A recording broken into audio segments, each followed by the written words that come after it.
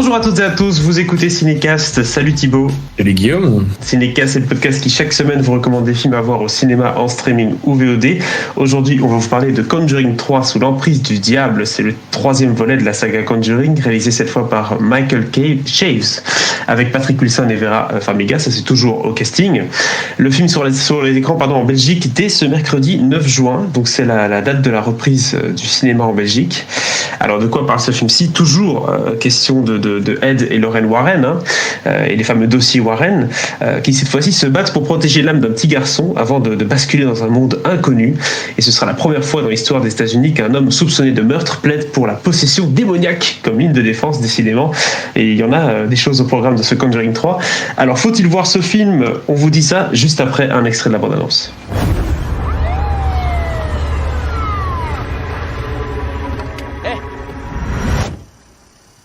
Tout va bien, monsieur ? Nom de Dieu. Je crois que j'ai blessé un homme. Ici Ed Warren, je suis avec Lorraine. Allez, on commence. Les habitants de Brookfield sont sous le choc d'avoir appris le meurtre en plein après-midi de Bruno Sols.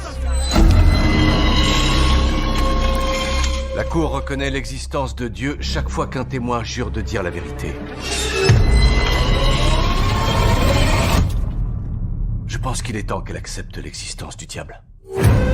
Alors Thibaut, qu'est-ce que tu as pensé de ce film, sachant que ça change un petit peu cette fois-ci, on n'a plus le même réalisateur aux commandes, et puis troisième volet oblige, on est obligé un peu de réinventer l'histoire, ou en tout cas d'amener des nouvelles choses.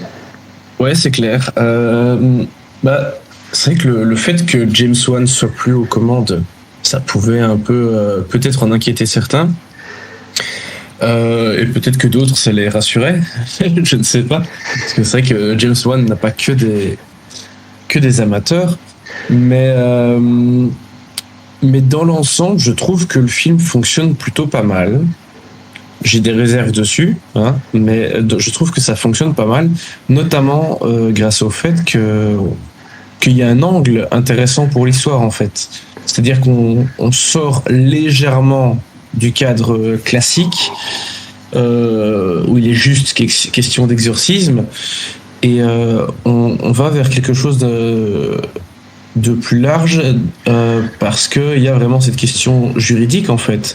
Au début, quand les Warren vont voir l'avocate du gars qui a tué un autre type à coup de couteau, l'avocate elle est pas très convaincue par le fait d'aller plaider non coupable en fait. Forcément, c'est lui, c'est son corps, il y a aucun doute là-dessus, il y a aucun doute sur le fait que il ait bien tué cet homme. Voilà. Mais comment aller te présenter devant un tribunal et dire en fait il était possédé par le diable, c'est un peu compliqué quoi. Autant dire que tu dois avoir un dossier assez béton. Exactement, et je suppose que c'est là que les Warren entrent en jeu pour essayer d'avoir des preuves en allant justement rechercher un petit peu le démon qui sommeille dans ces cas-là, quoi. Tout à fait. Donc on reste dans une manière de rafraîchir un peu la formule du coup, parce qu'avant c'était toujours on va dans un endroit, on fait quelques petites prises de son et il y a des trucs bizarres qui se passent. Et là du coup on part d'un postulat totalement différent avec cette histoire de plaider non coupable, etc. quoi. C'est intéressant. Ouais. Après, il y a toujours de ça aussi. Ça reste les Warren qui font des enquêtes. Donc, évidemment, il y a toujours toute la partie recherche de l'enquête qui est la plus importante et c'est ce qui dure le plus longtemps dans le film. Et ici, mais il n'y a pas que ça. Ici, du coup, il n'y a plus James Wan, tu l'as dit, à la réalisation. On change un petit peu d'angle. Est-ce qu'on reste dans un cahier des charges similaire ou il y a une réalisation qui est un peu différente ? Est-ce qu'elle essaye de se différencier de celle de son prédécesseur ? Sachant que James Wan se différencie un petit peu de la plupart des réalisateurs de films d'horreur, oui, c'est différent de James Wan. Mais, à contrario, ça veut dire que ça se rapproche de tout le reste, quoi. Ah, c'est ça, c'est un peu plus formulé, quoi. On va dire James Wan avait cette patte un petit peu particulière qui lui est propre, pardon. Et ici, on a l'impression que c'est un peu plus formulé, un peu plus classique.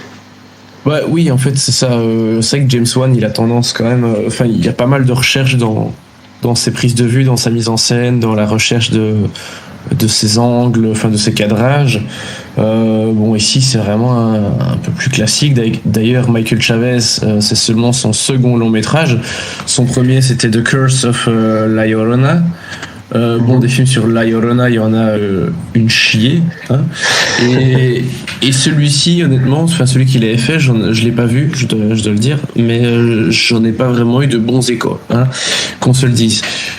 Ici, je trouve pas ça honteux ce qu'il fait, vraiment, mais d'un point de vue mise en scène, c'est très très classique, quoi.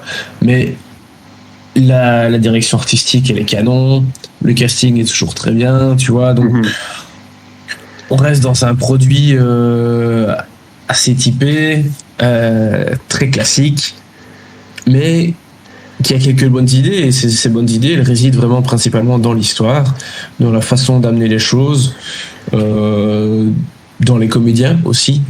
Donc voilà, c'est pas du tout un film que j'ai trouvé mauvais, mais je trouve un peu en dessous quand même des deux premiers. Voilà, c'est juste un peu dommage pour ça. Mais son côté original de l'histoire fait qu'il se détache quand même un petit peu, tu vois. Tout à fait, ils étaient obligés de faire ça parce que c'est vrai que sinon la recette allait un peu s'épuiser. Je me rappelle en tout cas du premier qui avait eu un grand succès et qui honnêtement était assez inventif et bien foutu. Le deuxième, ils avaient dû un tout petit peu revoir la copie pour essayer de faire en sorte que ce soit un peu plus dynamique. Et ici, bon, visiblement, ils y arrivent en changeant la formule, mais en gardant l'essence même de Conjuring qui fait en sorte que c'est un bon troisième volet qui vient s'ajouter. Est-il nécessaire d'aller au quatrième? Ça, je ne sais pas. Hein. C'est le temps qui nous le dira. Et surtout le box-office.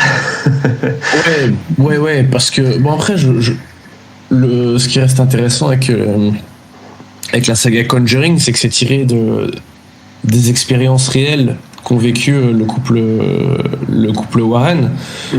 Et d'ailleurs à la fin, ici au générique de fin, tu vois des photos d'eux avec des extraits sonores réels de l'affaire qui les concerne ici, dans ce film-ci, tu vois. Donc je pense qu'il y a moyen de faire plein de choses avec.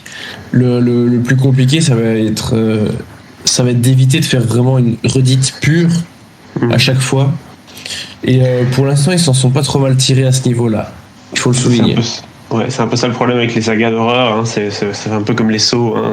Au bout d'un moment donné, on a compris le concept et c'est plus très frais et c'est plus intéressant. Ouais. Ici, si à chaque fois ils arrivent à dépoussiérer des dossiers et les rendre intéressants, pourquoi pas? Surtout que le duo Patrick Wilson Vera Farmiga fonctionnait plutôt pas mal, quoi. J'allais venir, effectivement, le duo Wilson-Farmiga, pour moi, il fonctionne toujours super bien, parce que, bon voilà, c'est leur troisième film ensemble, troisième film qui joue ce couple. Ils commencent à bien se connaître, et t'y crois, en fait, leur couple, leur dynamique, dans le couple ou dans la recherche, hein, tout simplement, dans leur collaboration professionnelle, ça fonctionne à crever. Et ici, ils ont aussi un autre casting vraiment très très sympa avec eux, notamment Rary O'Connor et Sarah Catherine Hook, qui sont très sympas dans ce duo de jeunes amoureux. Donc lui, le gars qui va tuer l'horlogeur, si je puis dire, elle joue sa copine. Et puis il y a deux autres comédiens que j'ai envie de mentionner. Le premier, c'est Julian Hilliard, qui joue le petit garçon qui est au début de l'histoire. Parce que ce que je n'ai pas dit jusqu'à présent, c'est que en fait le démon qui possède le jeune homme qui va tuer l'autre personne, en fait le démon n'était pas en lui depuis le début, il était d'abord dans le petit garçon. Et à un moment, le démon va changer de personne. Et ce petit garçon, il est incarné par un jeune enfant qui s'appelle Julian Hilliard, qui est déjà bien habitué aux films de genre, hein, parce qu'il a joué dans les séries aussi. Il a joué dans WandaVision, il jouait un des deux enfants. Il a joué dans la série Penny Dreadful, dans The Haunting of Hill House, il jouait Luke petit. Donc, et dans Color Out of Space aussi, un très bon film de genre. Donc voilà, le gars, il est solide. Il est tout petit, mais il a un petit CV. Ouais, il a déjà un joli CV. Et le dernier, last but not least, John Noble, Denethor dans Le Seigneur des Anneaux, évidemment, qui ici a un petit rôle très sympathique et très important. Ça fait très longtemps que je l'avais pas vu. que ce soit au cinéma ou en série. Je pense que la dernière fois c'était dans Fringe, très honnêtement. Ouais, il a sans doute fait d'autres choses. Je t'avoue que j'ai pas trop regardé là sa filmo récente, mais en tout cas, moi je sais que je l'ai rien vu depuis Fringe. J'ai rien vu dans lequel il était, donc ça m'a fait très plaisir. Et voilà, il est très bien. C'est John Noble, quoi, tu vois. Donc banco, quoi. Banco, c'est vrai qu'il est à la tête de l'emploi. Du coup, Thibaut, ça a l'air d'être pas trop mal, ce que tu me dis là. C'est un peu moins surprenant que le début, mais ça tient la route. Qu'est-ce que tu lui donnerais comme note ?